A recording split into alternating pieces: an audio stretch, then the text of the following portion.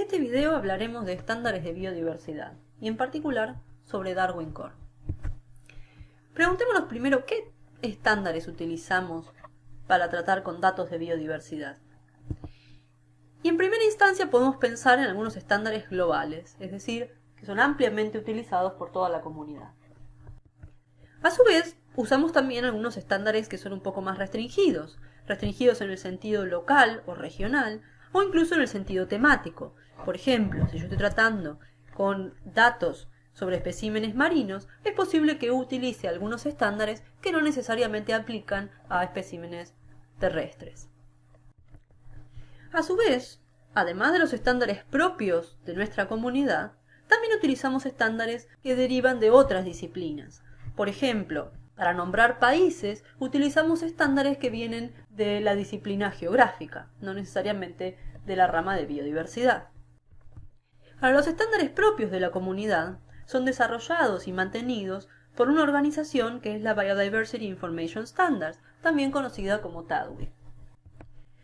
En la página web de TADWI podemos ver cómo funciona la organización y cuáles son los estándares que producen y mantienen. Y entre toda la lista de estándares que son desarrollados y mantenidos por TADWI, podemos destacar dos que son quizás los más utilizados dentro de la comunidad, que son el Darwin Core y el ABCD. En este video nos vamos a focalizar en el estándar Darwin Core. Entonces, empecemos por preguntarnos qué es el Darwin Core. Y el Darwin Core es una lista de términos o campos. Uno los puede pensar como campos. Por ejemplo, si uno tiene una planilla de datos, el encabezado de esa planilla y los nombres de los campos pueden ser representados por términos de Darwin Core. Entonces, Darwin Core es una lista de términos y sus definiciones relacionados con datos de biodiversidad. Ahora, esa lista de términos puede parecernos infinita y, en cierta manera, hasta la podríamos pensar como una caja negra cuando recién nos ponemos en contacto con el estándar. Ahora, estos términos, a pesar de que parecen una caja negra, pueden organizarse de forma categórica. Los términos del estándar están organizados en clases de términos. Y esas clases de términos pueden estar dentro del Darwin Core simple o también dentro de clases auxiliares. Por ejemplo, dentro del Darwin Core simple tenemos clases de términos que refieren al evento, a la locación, al contexto geológico, al taxón, etc. Entonces, si volvemos a nuestra caja negra, podemos distinguir grupos de términos que están dentro de esas clases. Entonces, taxón, medidas. Y es más, si miramos con un poco de detenimiento, seguramente vamos a identificar algunos términos que nos son más familiares. Es decir, a pesar de que es un grupo de términos muy grande y que cada uno tiene su complejidad, hay algunos con los que nos podemos relacionar más sencillamente, que los podemos comprender desde un principio. Entonces, vamos a explorar un poco cómo estos términos se muestran en la página del estándar. En la página del estándar tenemos listados todos los términos bajo las distintas clases en las que se categorizan. Ahora, si nos fijamos en algún término en particular, pongamos el ejemplo del término país, vamos a entender cuáles son las partes que componen al término dentro del estándar. Y en primera instancia, cada término tiene un identificador. Además, como dijimos, cada término tiene una definición. En el caso particular de país, será el nombre del país o la mayor división administrativa en que ocurre la locación. Además, tiene una serie de comentarios, y entre esos comentarios se puede acceder a otra página, que es una página del tipo Wikipedia, donde volvemos a encontrar la definición del término, algunas notas y ejemplos, y además, y que es lo interesante de estas páginas Wikipedia, tenemos traducciones a distintos idiomas de las definiciones de los términos. Y esto es bastante útil para todos los que no somos angloparlantes.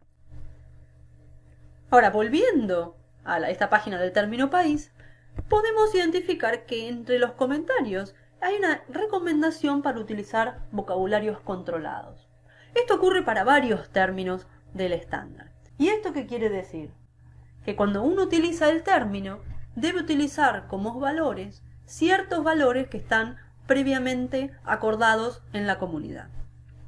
El uso de vocabularios controlados mejora la calidad de los datos. ¿Por qué? Porque nos permite encontrar la información más fácilmente. Pongamos el ejemplo justamente de país.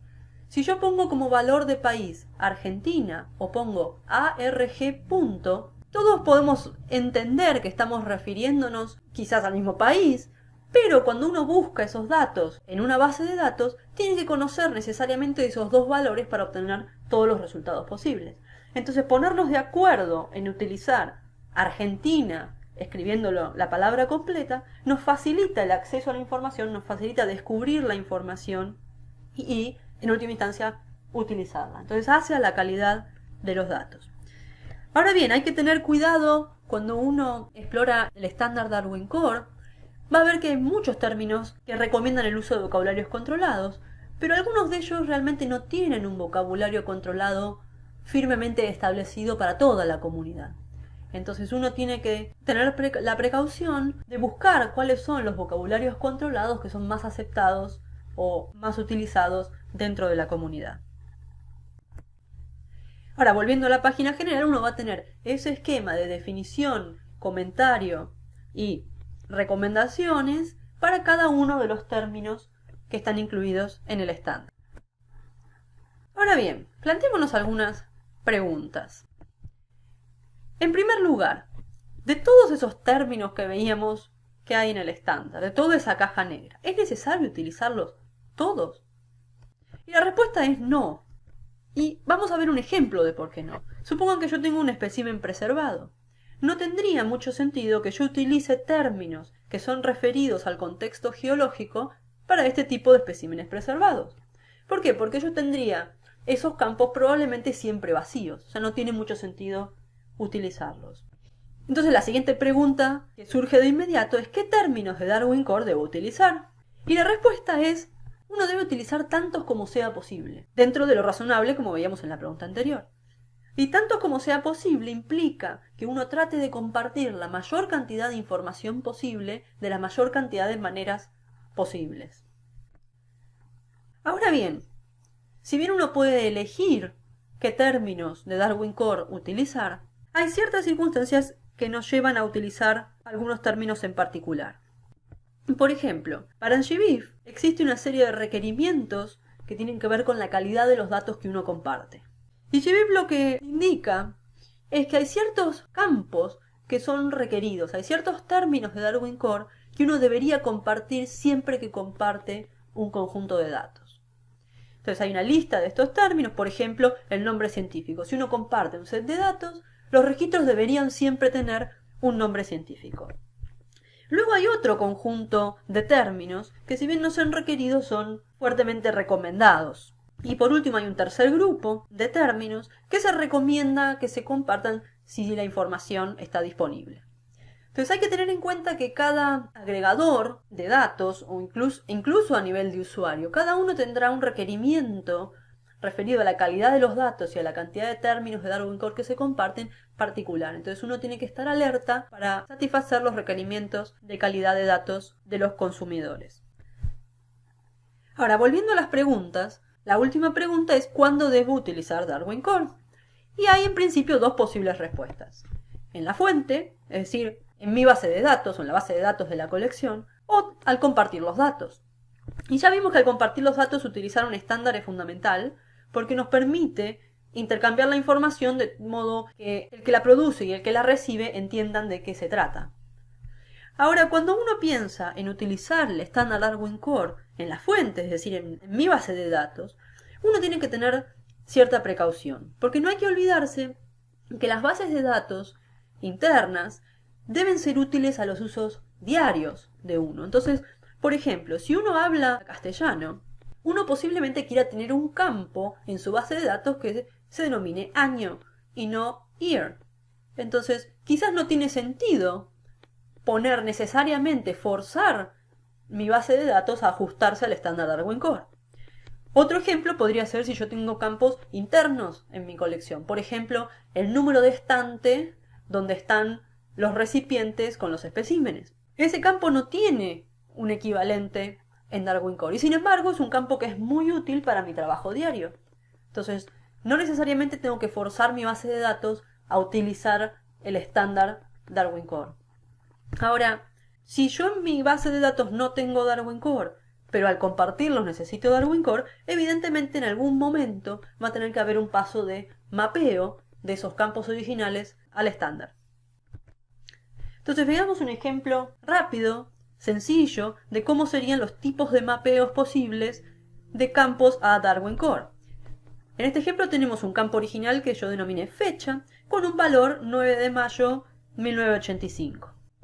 Muy bien, eso puede tener un mapeo directo a un campo en Darwin Core que es verbatim event date, que quiere decir la fecha del evento original, o sea, tal como estaba escrita. Y en este caso el valor de ese campo en Darwin Core va a ser igual al valor en mi campo original. Ahora también hay mapeos indirectos, y estos mapeos indirectos pueden involucrar transformaciones de los datos.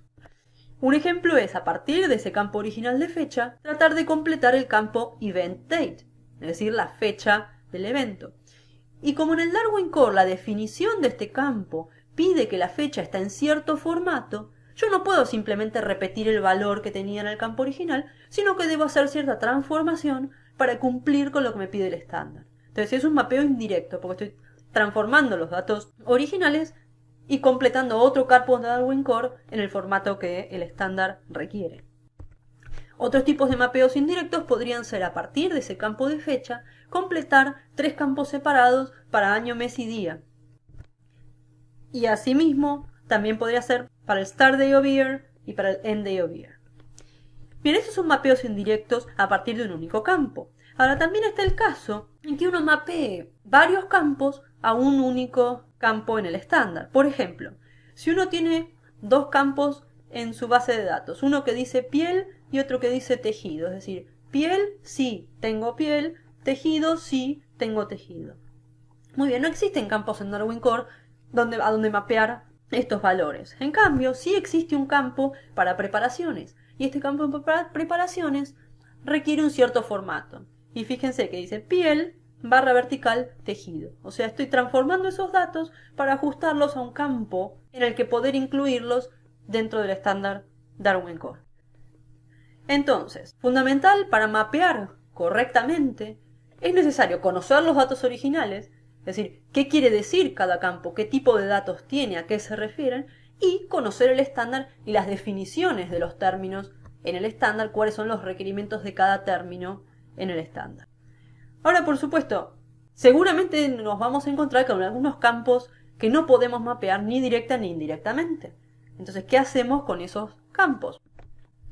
Bueno, una de las posibles soluciones es no incluirlos o no compartirlos. Un caso de esto, un ejemplo de esto, sería el número de estante. Quizás para nadie más que para nosotros es importante saber dónde pusimos los frascos con los especímenes. Entonces, esa no correspondencia con Darwin Core realmente no tiene o puede no tener un efecto profundo en el hecho de compartir los datos. Entonces puede no incluirse o no compartir. La otra opción es incluir los datos en campos generales si es que corresponde.